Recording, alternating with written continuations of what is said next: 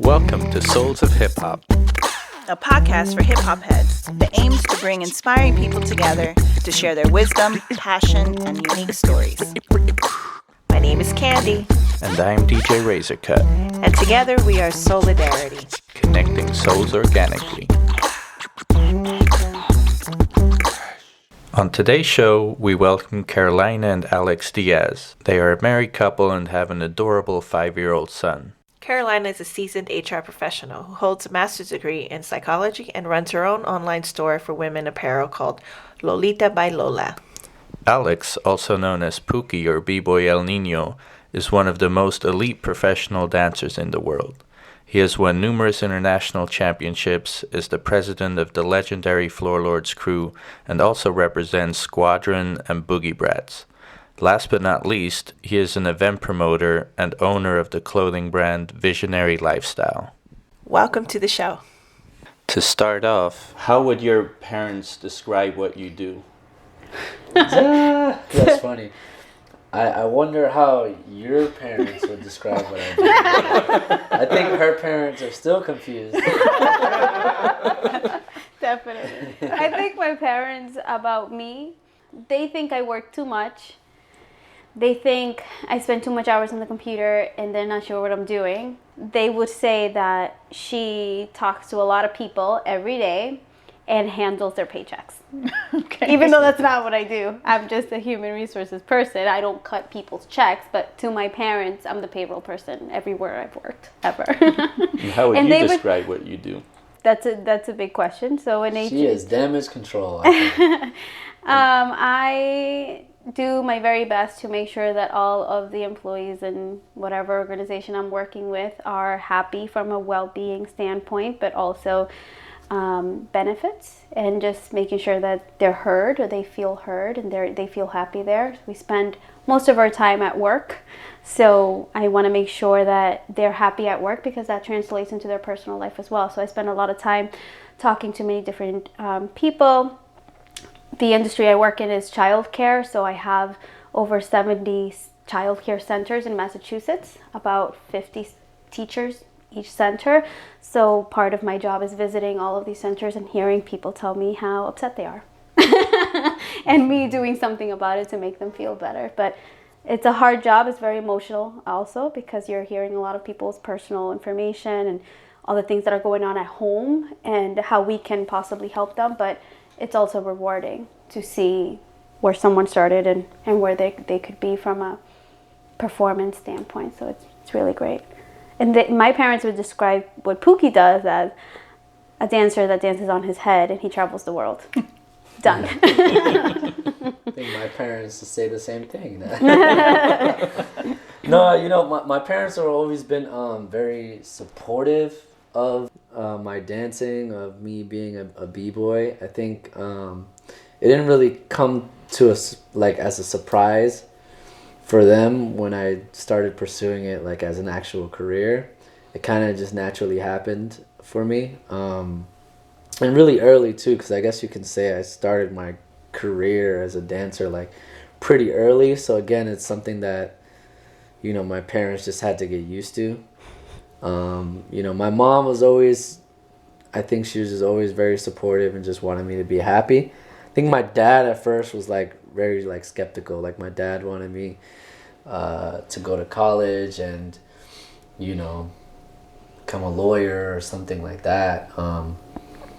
But when straight out of high school, it was like I remember having a conversation with Carolina about it, and I was just like, well, should I go to college? And she's like, for what? Like, to do what? She's like, this is your destiny. Like, you're a dancer, you're a b-boy, this is your passion. I would pursue that if I was you. And yeah, so that's what I did, and I think my parents are happy, they're very happy, I would say, Yeah. with the way things turned They're out. proud of the both of us, I think. What does it take to be the best in the world? The best in the world. Like Float said, I don't believe there's a best in the world. No, I honestly, I really don't. I don't believe there is a best in the world. I think not taking like no for an answer is a good quality. Like when you really want something, you keep striving until you get it. And just like anything you do, like when you first start off, you're not going to be that good at it. But if you really want it and it's something that you want, you're going to put the time, energy, and dedication into it until you get what you want out of it. But I definitely think qualities like being as dedicated as you can be to it, trying to dedicate a certain amount of time every day to that craft or, that passion or whatever it is that you're doing. For example, for me, trying to stay on top and be physically in shape, requires me like getting off a plane in China, checking into the hotel room, taking a nap, and then getting up and being like, okay, well, let me go to the gym and like get 30 minutes in, even though you're like tired, and don't really want to do it. Sometimes you just gotta get up and do it. But I notice like on days, even when I don't want to practice, once you get your butt up, get out the door, get to practice, you end up having a good session. And so that's one thing I realized, like just try and dedicate time to your craft and you'll be all right. Are there any resources that you would recommend to a new B-boy or B-girl that is interested in becoming a professional dancer? I always tell a lot of people, like, if you try and like surround yourself with people you can learn from, and I know some people live in like rural areas or like don't really have OGs close to them. So in that case, I would say like try and travel and get inspired, because for me, traveling is like, I feel like what keeps me inspired, seeing young kids and like just new people coming up and being hungry. It reminds me of when I was at that stage. And that keeps me going. So I always tell people those two things, like try to find an OG or like, somebody that could take you under their wing and teach you the correct way, rather than like trying to learn off YouTube, which a lot of kids are doing now. I feel it's kind of the wrong route, which is the easy thing. Some people don't really have a choice, like all they have is YouTube. But I would say, when big events or anything like that come close to your city or something like that, like try to go, because it'll inspire you. And I'm sure there's some workshops or something going on where you can like gain some knowledge from that. Or if you don't have that around you, just learn the history. Yeah, for sure. I think one thing that's different too now is like, Carolina's not even in our world, but she knows and she's aware, that of what's going on in the scene now. And I feel like a lot of the dancers or the B-boys and B-girls that are coming out now or just might have watched Red Bull BC1 and that's what they saw, and they only know about breaking. Like they're not hip-hop heads.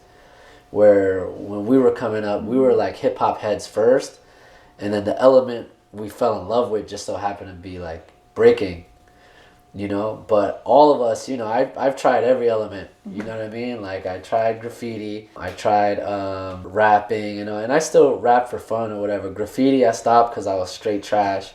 I was so whack.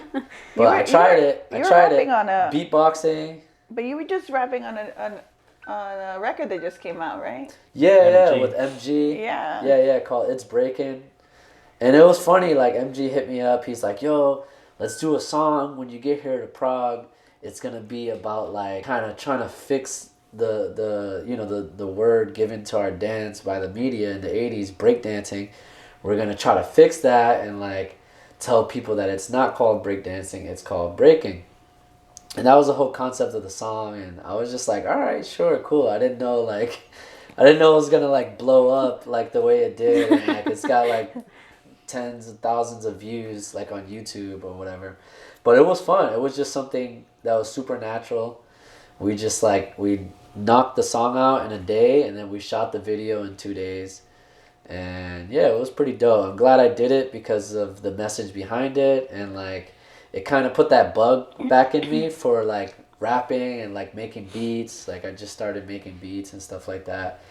And I just like expressing myself. Obviously breaking is like my main thing.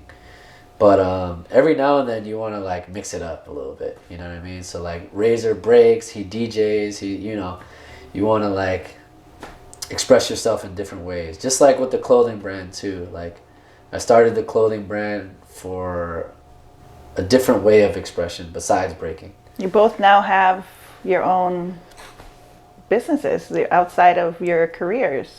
Yeah, like web stores or web shops. What sparked that idea, that entrepreneurial side of you? For me, it was honestly, it's always been there. I just always took the safe route, which was go to school, get a career, especially because Alex was going to be this super entrepreneur and really focusing on being his own boss. So I always felt that I needed to have that consistency in the relationship and and be that person that went to school and had the, you know, steady paycheck all the time. I knew that's the paycheck I would have, right? And whatever he did was also helpful, but he doesn't always know when he's going to get paid or when his next gig is going to be. So, but I always know when my paycheck's going to be. So if both of us were super our ould bosses, maybe we'd be very, very successful. But I am I need to have that safety net. So I think I took that route. And again, love what I do, and I will probably do it forever. I don't see myself stopping. But that part of me of trying to express my creative side has always been there. Since I was a teenager, that's just how I loved graphic design, love designing, love texture and colors. Like, that's where I thrive. That's what I love and what I enjoy. I can spend hours doing it. So when I thought of what to do next, and a few years ago, I had a jewelry business that I had, like a jewelry shop, and it was very cool, lots of fun. I stopped when I got pregnant. Because obviously Jordan would take a lot of time. But then now recently I've started to feel that I'm more established than I thought I would be at my age in my career. So I feel like it's a good time to do something to feed that creativity that I'm asking for. Also, I mean, she's been, ever since we were younger, she's been talking about, she loves design, interior design, and like graphic design as well. So like her way of, like, I guess getting her interior design bug is she fixes our house, moves things around like every 2 months. Like literally, like when Hillary comes over our house, she's like, this house is brand new. That wasn't there. She's always moving our room around and whatever, you know, like that's her thing. And graphic design as well. She's helped me with my clothing brand, and she's always been really, really good at graphic design ever since we were younger. And so I just told her, I'm like, you know, you've been talking about this for years. Like, you might as well just do it, because if you never do it, then you're going to be like kind of upset that you never even just tried it, you know? Yeah, it's going a lot better than I expected, honestly. I started my shop just as like putting stuff out there on Etsy. I didn't think anything of it. My plan was to have like about 100 items on there before I actually launched. But as soon as I started posting things up, people that didn't know me, just like random people around the world, were buying my stuff. And I remember the first time someone ordered something for me, I like yelled, like, "Oh my God, someone ordered something!" She was like, "Oh my God!" I'm like, I never know if it's gonna be something good or bad. So I'm like, "What happened? What?" She's like, "I got an order." With her phone, like, show me the email. I was so excited. She was so excited. What's the name of your store? It's called Lolita by Lola. So my mom has always called me Lola since I was a little girl. So I just, to play in words, but I had worked on it under wraps, so Alex was the only one that knew about it for about 3-4 months, just really plugging away. And when I say that I really dedicated time, like I was up till 4 or 5 in the morning every day, again because I love it though, right? So if it was something else, I'd just be like, oh, I'm gonna go to sleep. But because I was having so much fun and I just really, really, really love it and I'm passionate about it, I kept going. I'm like, it's 5, I need to go to bed. But that happened a lot. And finally, when I launched it to like, hey, everyone, look what I'm doing, that was a whole nother thing, right? I was very hesitant to at first because I was like, it's going well. I don't know that I want any more orders. I'm having trouble filling them now, right? But when I did that and got a lot of traction from that as well, so we've been very... I say we because he's been helping me a lot with the orders, because I'm obviously have a 9 to 5, but I come home and again, I'm a mom, I'm a wife, but I also now have a shop I need to take care of. So it's been going great. It's so much fun. Yeah, I'm definitely helping her out with that because she can get overwhelmed with work, and You know, I hate seeing her like that, so I help her out. That's how you guys balance this whole life. Everything you guys is have? literally, yeah, it's balanced. Because even as far as like how we are as people, like we're very like opposite. You know, I'm very chill. You know, she's very like on top of things all the time. I'm sure I that have drives her an crazy. anxious nature. Like everything is like thought through for the next 3 months. Everything must be perfect, and when something's not or goes the wrong way, I need help, and what am I going to do about it, right? So I try to control all aspects of my life at all time, which is so unhealthy, right?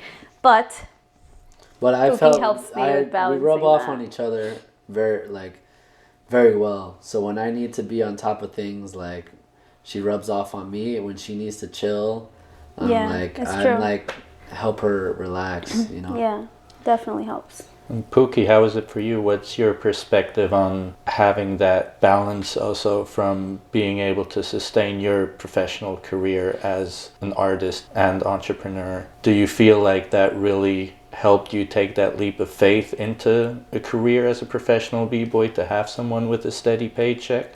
Or do you think you would have gone that route either way? And what advice would you give people that really want to go full career as an artist? I think I was very lucky because you know, having a partner, you know, having a girlfriend, wife now, but girlfriend at the time, being very supportive of me was something that was like really rare, and I was just very thankful that she was supportive of it, because I don't think it would have worked, because for sure I would have at least attempted to have breaking as my career, and it's you know, it's not something that most women can deal with, because we're always on the road, we're traveling a lot, there can be trust issues there, you know, but she was always very supportive, and I thought very smart of her as well, because she would tell me,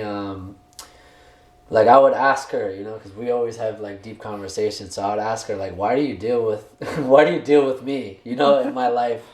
You know, I'm crazy, I'm gone half the month, I'm home half the month, you know, I know that must be hard for you, you know, I'm around women all the time, and that has to be hard for you. But you know, her response to me was, she said, well, if I took breaking away from you or tried to, you know, change you to be something else, then you would, yeah, we would be together, but you would be very unhappy, and you would be unhappy with me.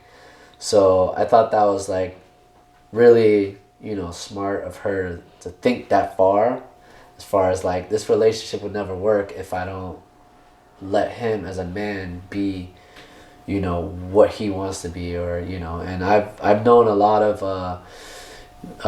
men who didn't have that support, you know, had wives or girlfriends that were very opposed to all the traveling, didn't like, you know, these groupies or or women, you know. I still don't like them, by the way. The men just,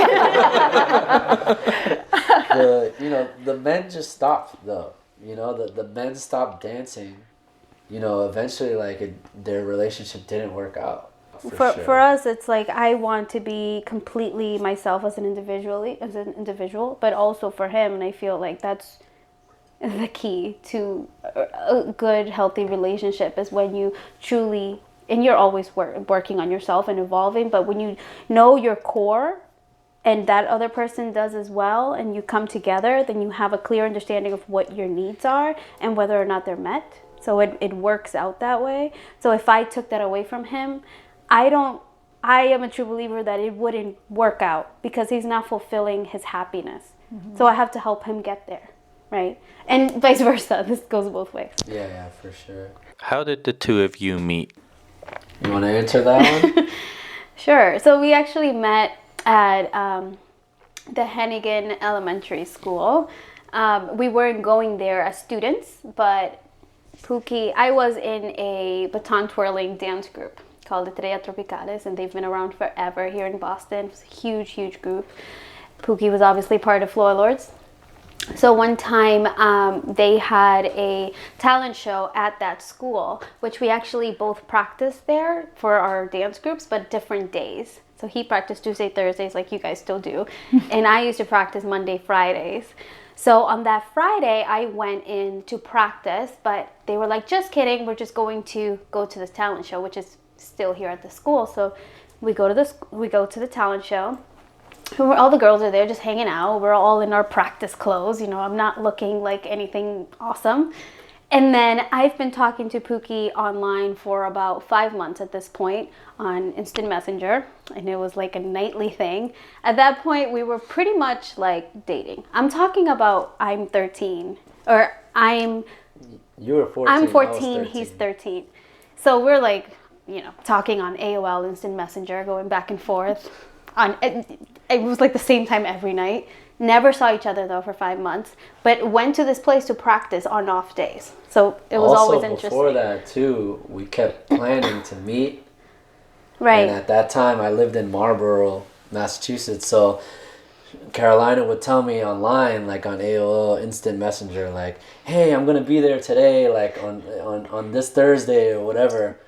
And I think we tried to meet up like 3 times, and then every time something would happen where like my mom couldn't drive me to practice or something. You know, And there were no cell phones, so he couldn't tell me. So I'm sitting there, like just sitting there by myself, and my parents are working at this point. I'm supposed to be home. I'm like not supposed to be there. I'm like 13, 14 years old.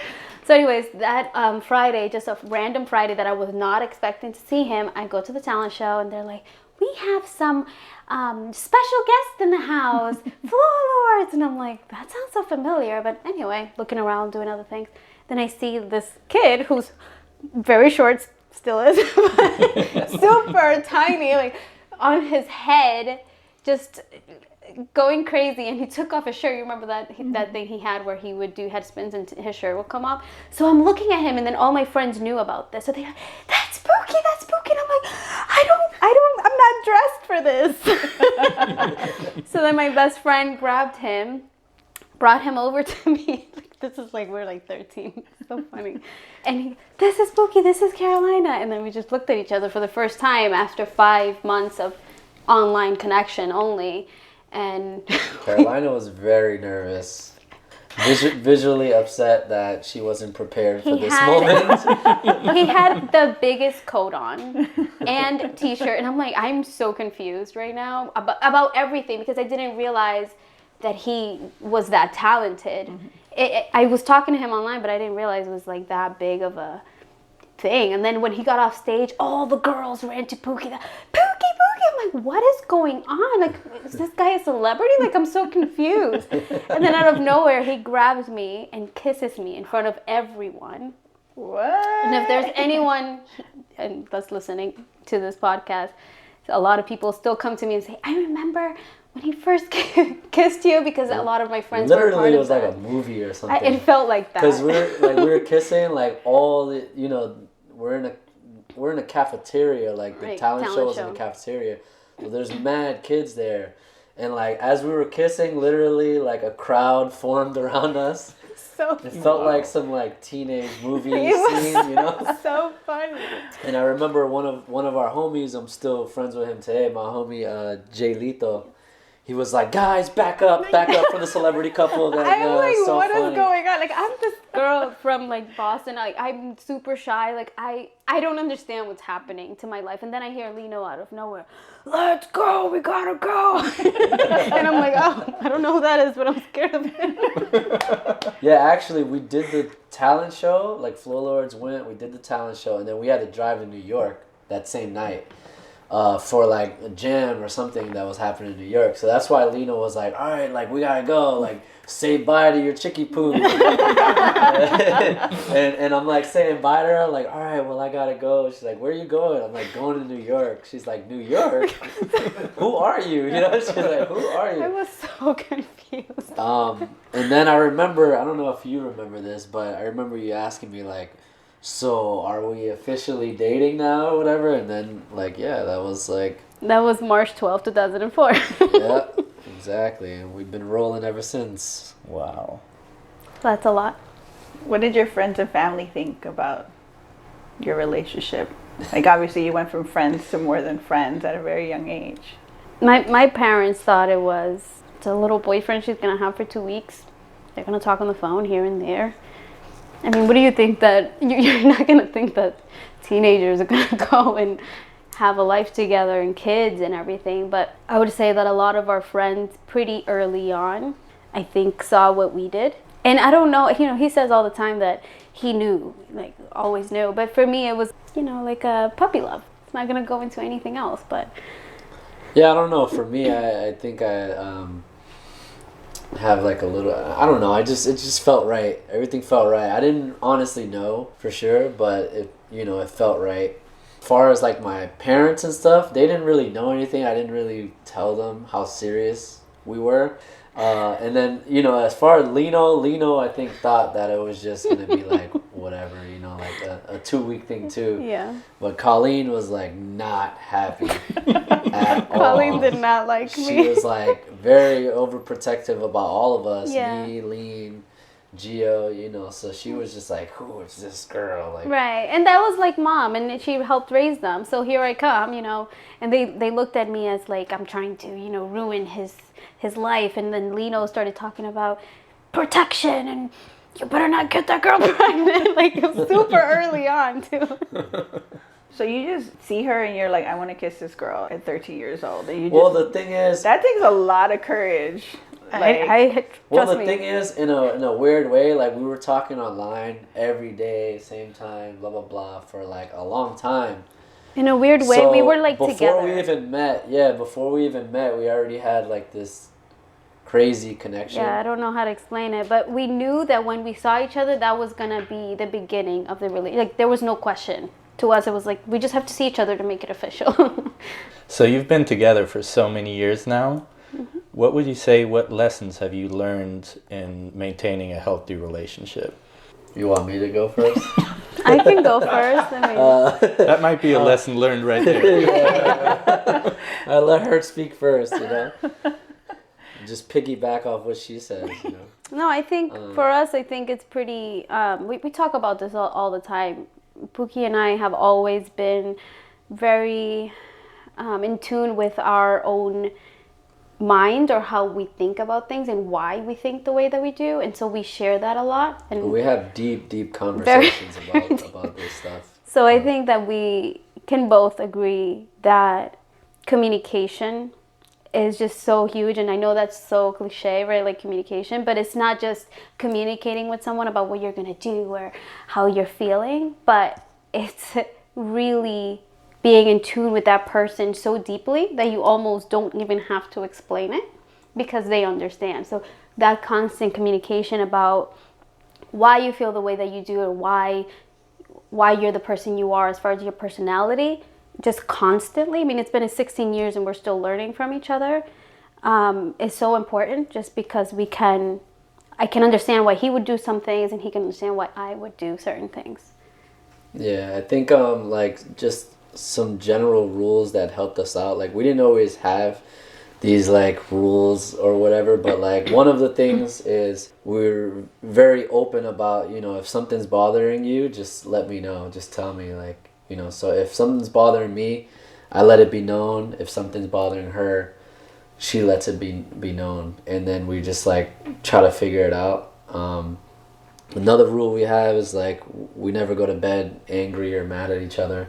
I think that helps a lot, and it's not particularly a rule, but I think it kind of helps out as well. Just the fact that I travel and stuff like that kind of gives us, a break and like time to miss each other and stuff like that. Mm-hmm. It's just a good balance in our relationship.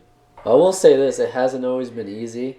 I've had my moments, a lot of growing that I had to do. Same with Carolina, as well. But I think now. The things you go through as a couple, will either make you stronger or like they just break the relationship. And I feel like one thing with me and Carolina, we're not like quitters like that, So we don't just like quit on the relationship when things get a little tough. Mm-hmm.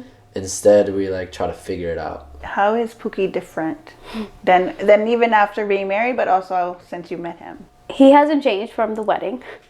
Because we've been together for 16 years and we got married in May. So at this point, it's a few months in, and I don't know that he's nothing has really felt different in the house, to be honest. It's just like I have Diaz now in my last name, and it doesn't feel different.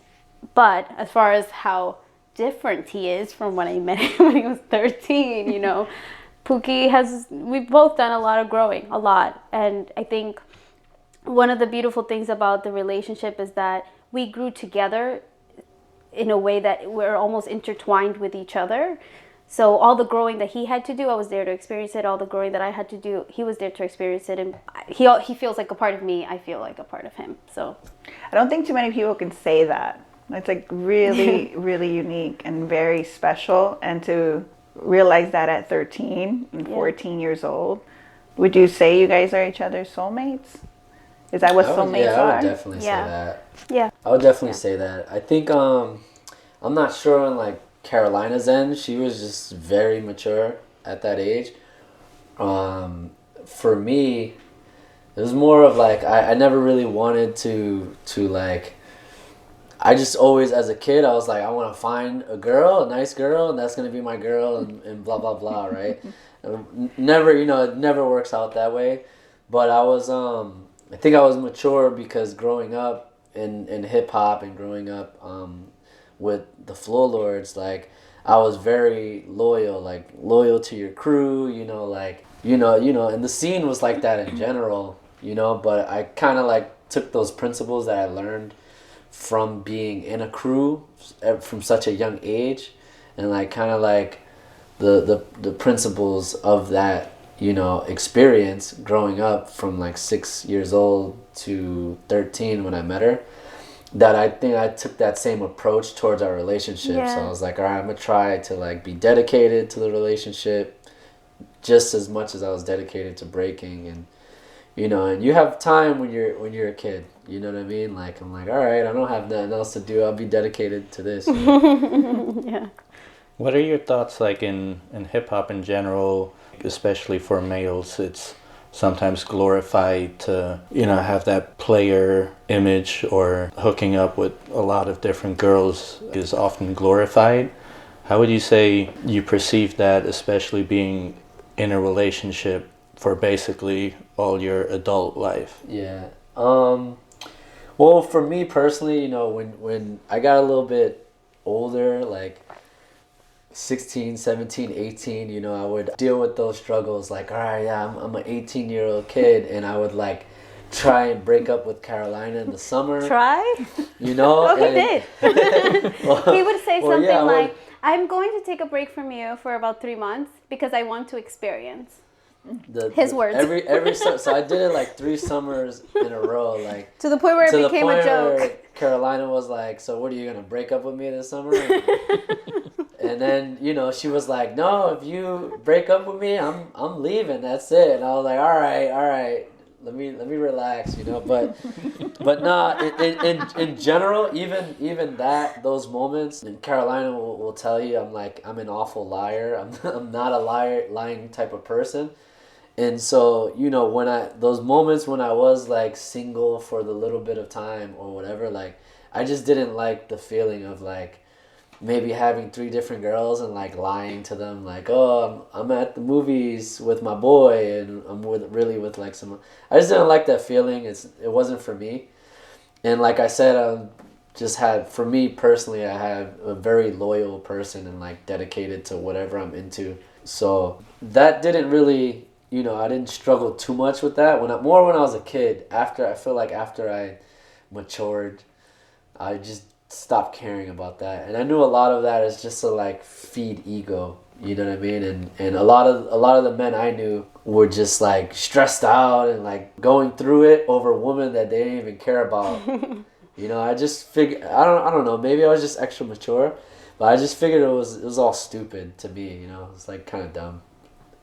We were curious, like, who are the people around you that influence you the most in life, and who is there to also like give you advice on relationship matters? That's a good one. It's funny you asked that, because I feel like the people in my life were models of what you shouldn't do. So that's what I learned from.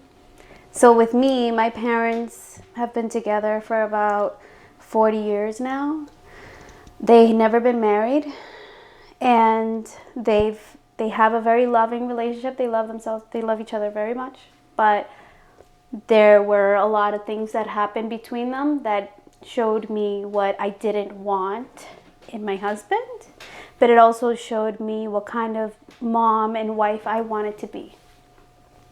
So with my parents being the way that they are, and I love them both, it showed me kind of, all of those different advice. I wouldn't say that I had people that gave me relationship advice because we were so young that no one was necessarily sitting with us and saying, this is what you should and shouldn't do.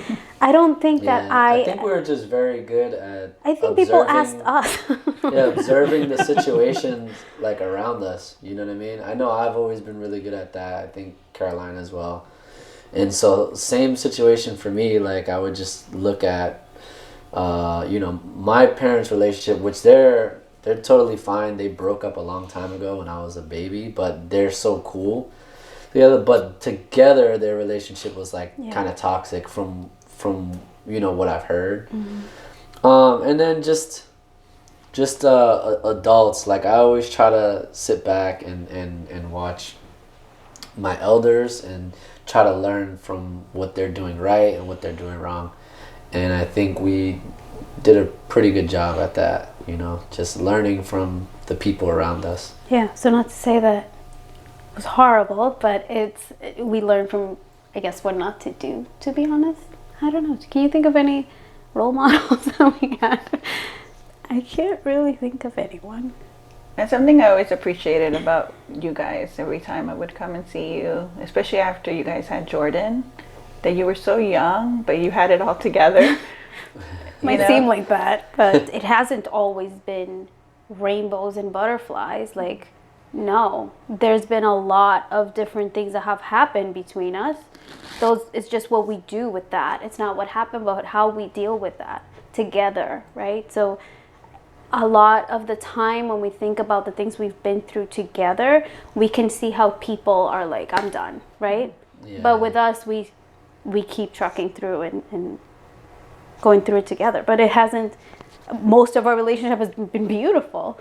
But of course, there's always going to be issues and concerns that both of us have. I mean, it just comes with it. But fundamentally, what is it that causes you guys to do that? Because most people still love each other, but they're like, I can't do this anymore. Besides the history, I don't know that anybody can make me as happy as he does. And it's not that we haven't been with other people. I know that for sure now. So I'm confident in saying that.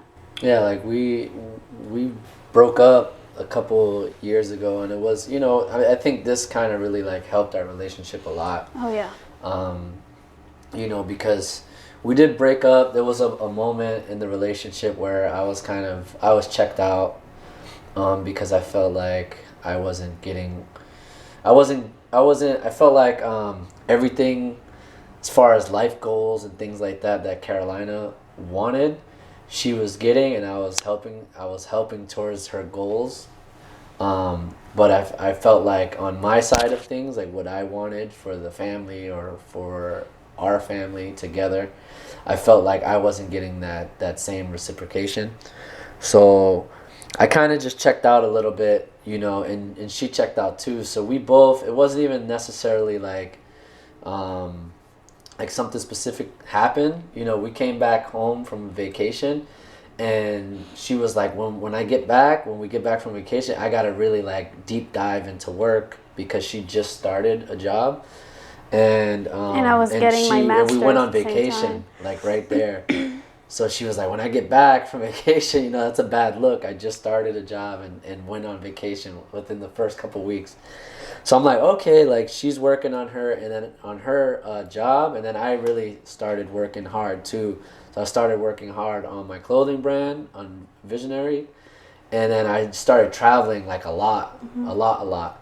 So in my head, I was just like working hard, and she was working hard, but little by little, I was kind of checking out. And I when you look like in hindsight, it was also I felt like I was because I'd stay home with Jordan, and I was kind of like boxed into like my apartment all day, you know, with the baby, which was fine. I didn't mind it. But when she would come home, I needed a break from Jordan. So I would just leave the house, whether to go to practice or whatever, and she was just working. So our relationship kind of got strained from like this routine. Right. And so I come from work where it's like 9 to 5 and I'm dealing with a million people all day. And I come home, I'm home. Oh, just kidding. I have to be mom now.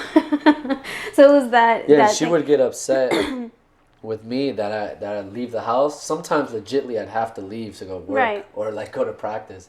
So as soon as she comes through the door, I'm out. Like I'm leaving. But I would go out after practice sometimes too. Come home late, and she'd be with the baby, and I'd be like, well, what's the problem? I was with the baby all day. You know, like you're fine. So like little by little, it kind of like became a strain on our relationship, and in a weird way too. The apartment we were living in, I was just kind of going crazy in there. Even though it was a beautiful apartment, I think like subconsciously I was used to growing up in like a house with a backyard and a front yard, and like I could go outside with Jordan, and like I just felt cooped up. So I was going a little nuts, you know what I mean? Like just going a little crazy. And then for me, I was just heavy in school, getting my master's, going to work, just being this person that I wanted to be, but be mom at the same time. Jordan was really young, so trying to be person who is managing their career plus school plus a baby plus be a wife, handle home, like that's a lot, right? So we definitely had that for a few years. I think that happened. And when we finally was like, okay, we're going to be together, we're going to make this work, that's when we decided to get married. So it hasn't been, I think it's been like 2 years now since we've been like happier than ever. It feels like when we were 14 right now. Yeah, for sure. So when I go back to you mentioning that you always lived in a house and you lived here in Boston, how has that influenced you as a person? Yeah, when you ask Carolina, like, how has Pookie changed? I used to be a lot rougher. I mean, you know me, 16, 17-year-old Pookie, like, I'm from Dorchester, I'm from the hood.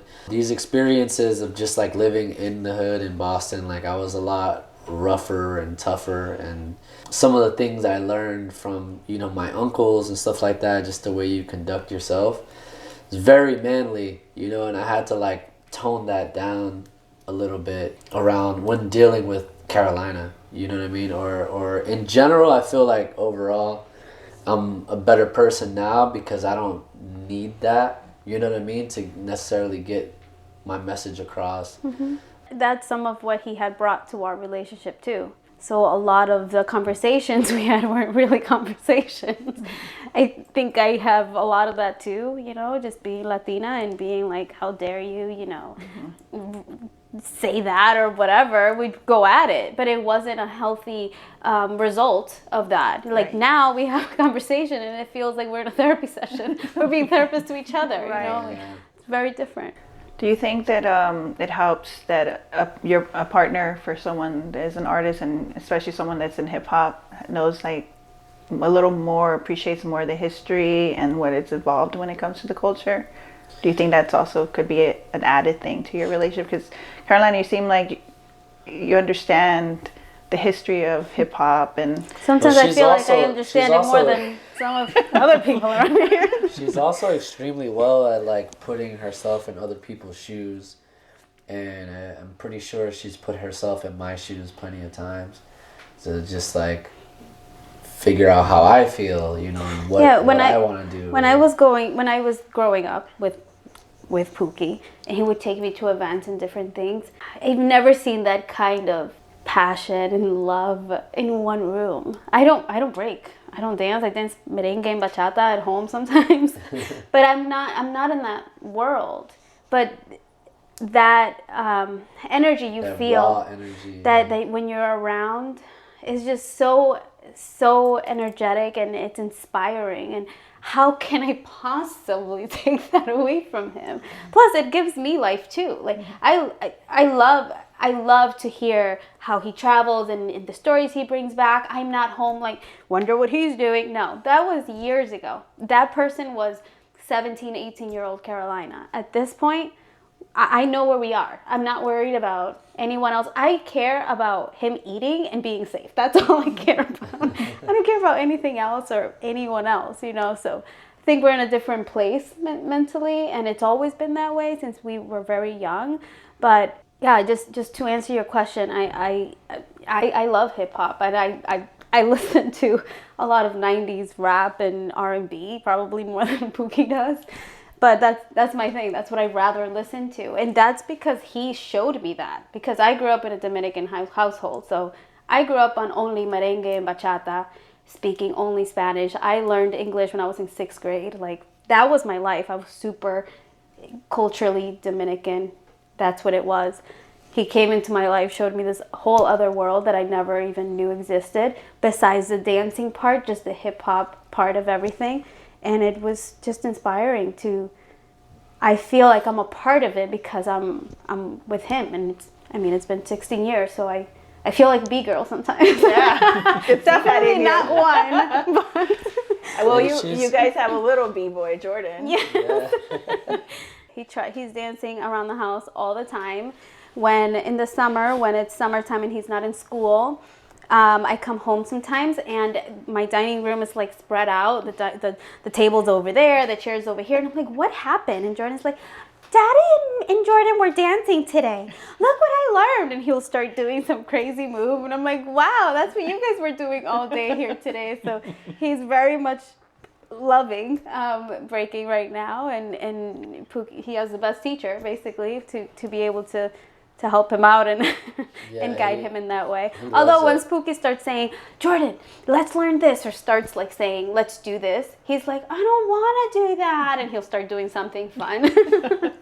Yeah, he just likes to dance, you know, and he knows, like, I figured out, like, the best way to teach him is, like, indirectly. So I battle him, and like, the moment I try to do anything structured, like, all right, let's learn a 6-step, he's like, nah, I just want to go. Yeah, just leave me so alone. what I do now is, like, we battle each other, and he's like, Dad, I smoked you. And I'm like, yeah, you did, you smoked me. Right? But what I'll do is when I'm battling him, I'll do the movements, and I'll do it extra times, like 5 times, really slowly, and then I see him trying to do it. Yeah. So that's like how I'm teaching him right now, you know.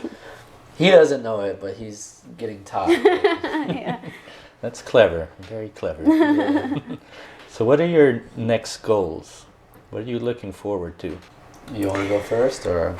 I mean, I have Sorry, you want to go first? I've never told him to do that, but so I think I have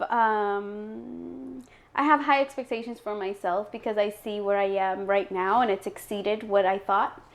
So I know that I will exceed what I envisioned for myself. I know that for sure.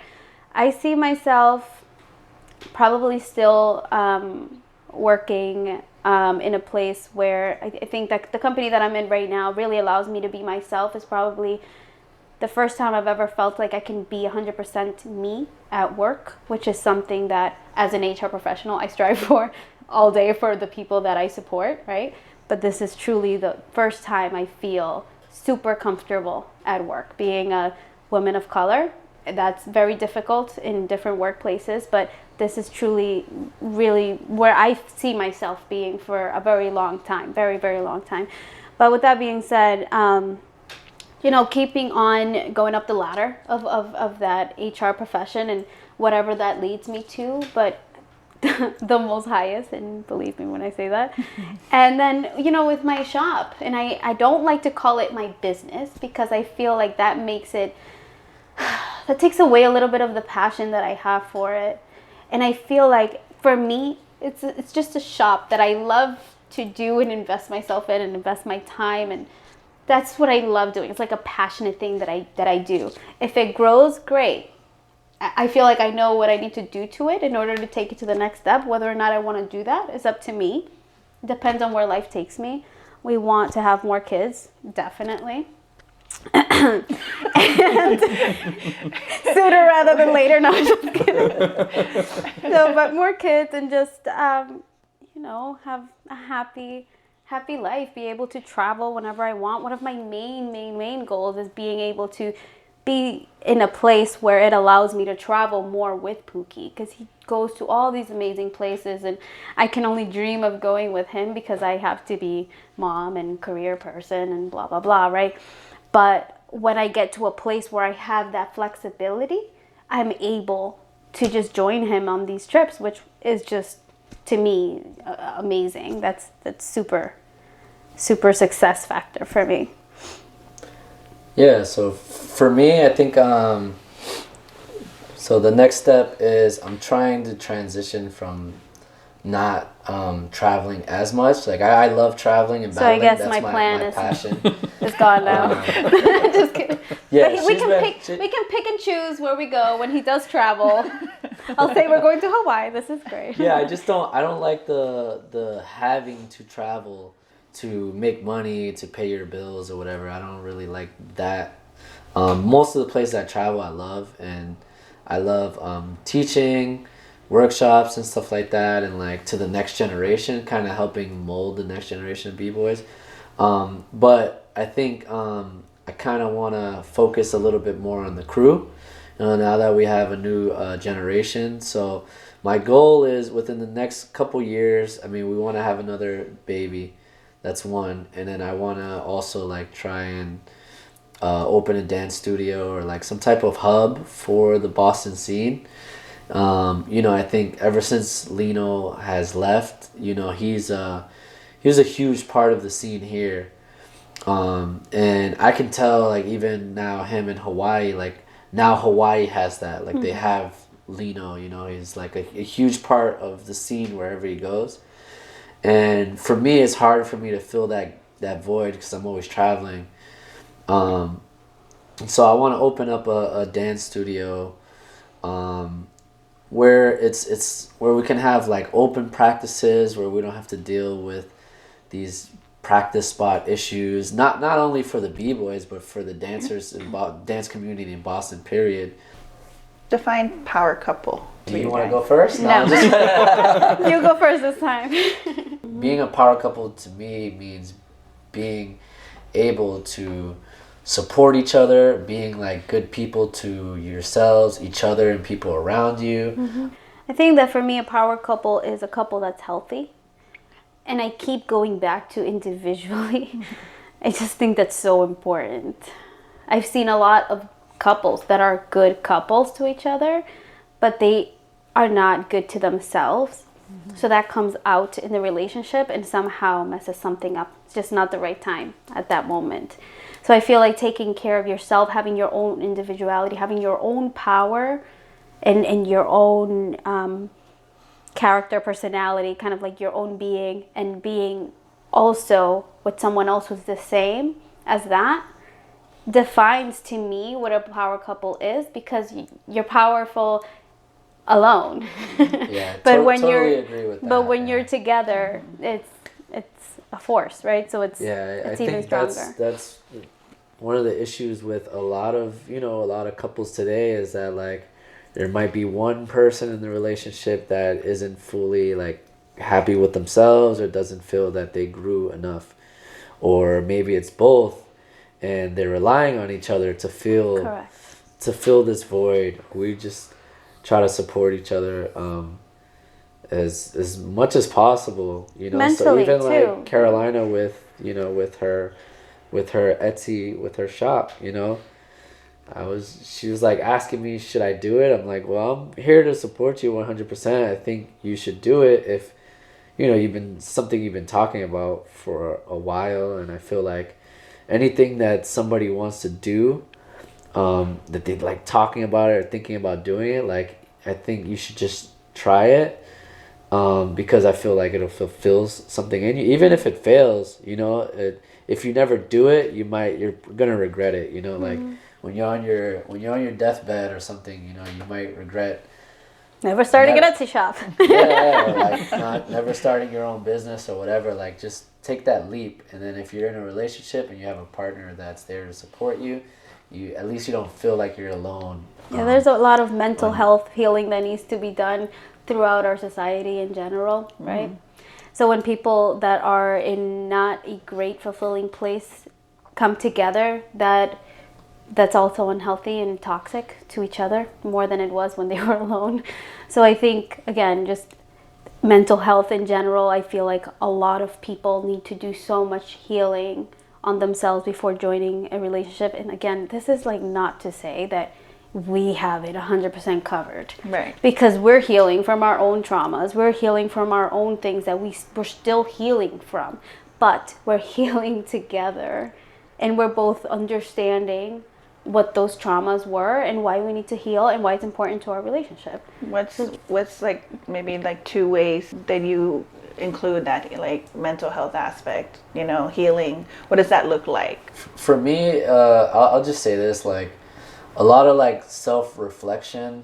One thing that helped me out as well was just like looking at my family and like the history of my family and like figuring out why I do certain things, why I act certain ways, why I react to certain things certain ways. And then I realized like, okay, like this is how I grew up and this is normal to me, but it's not normal to her.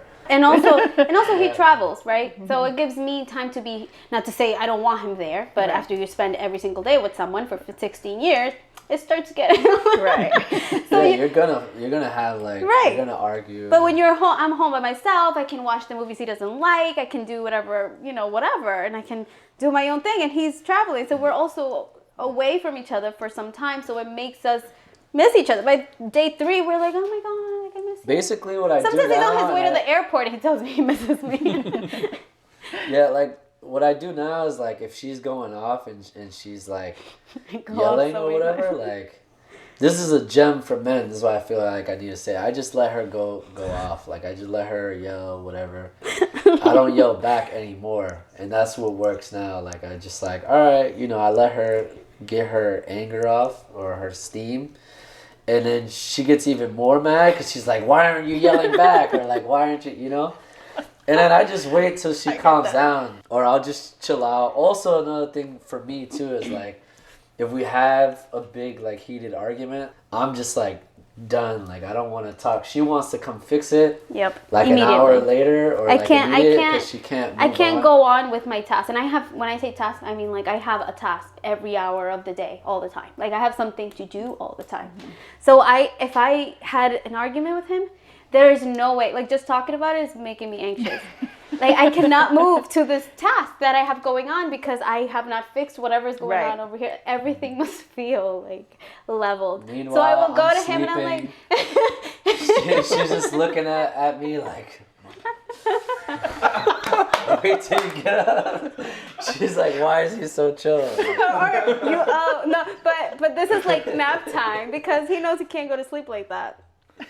And we don't. But sometimes I'll be like, okay, like it could be either of our faults. I don't even care. He could do like the worst thing and I'll still approach him and be like, okay, it's fine. Like, I'm sorry, whatever. I'll say sorry. Like, well, we just have to fix this. And he's like, nah. And I'm like, but I can't move on with my day if you don't say it's okay.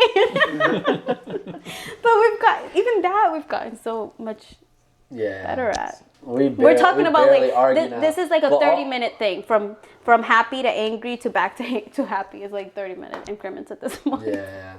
No, it's really good. Where can people find you? Well, I'm on Instagram at B-Boy El Nino, on Facebook / B-Boy El Nino, and also the crew as well on Instagram at FlowLords Boston. And flowlords.org, and my clothing brand is VLS Clothing, Visionary Lifestyle. It's shopvisionaries.com. Well, I don't have as many handles as Pookie has. I just have one. You can find me personally on Instagram at carolina.img. And then my brand, Lolita, please go check out my awesome shop on Etsy. It's lolitabylola.etsy.com. And on Instagram is at lolita.bylola. And you can see some awesome stuff I've been working on there. And last but not least, what is hip hop to you? It's just like, you go.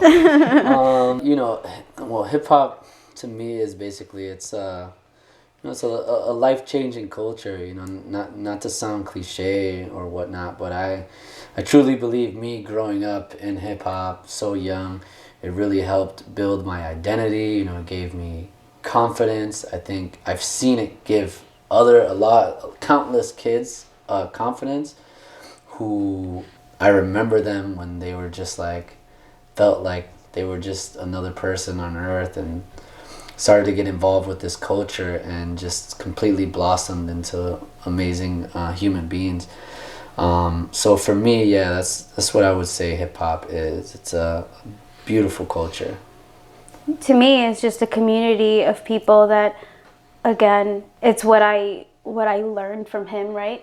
So it's this community of people that are all passionate about the same thing, and they all want to see each other succeed, or most of them, and just vibe out on one same kind of interest. And to me, that's inspiring. I'm not exactly fully into the hip-hop world other than being his wife, but I feel very much connected to it. I listen to rap that I have no connection to. Like, I love Nas, and I've never been to Queensbridge Project and have never experienced that life, but he's one of my favorite artists in general, and I love him because of the way that he's able to paint a picture to me. Just through his rap, I'm able to see what he experienced, and to me, that's inspiring to see someone else go through all of those things and get out of that situation to make whatever it is that he is now. That's inspiring to me, and I think that seeing Pookie as well. I mean, I've seen what it's done for him and people that he's around. So to me, it's important.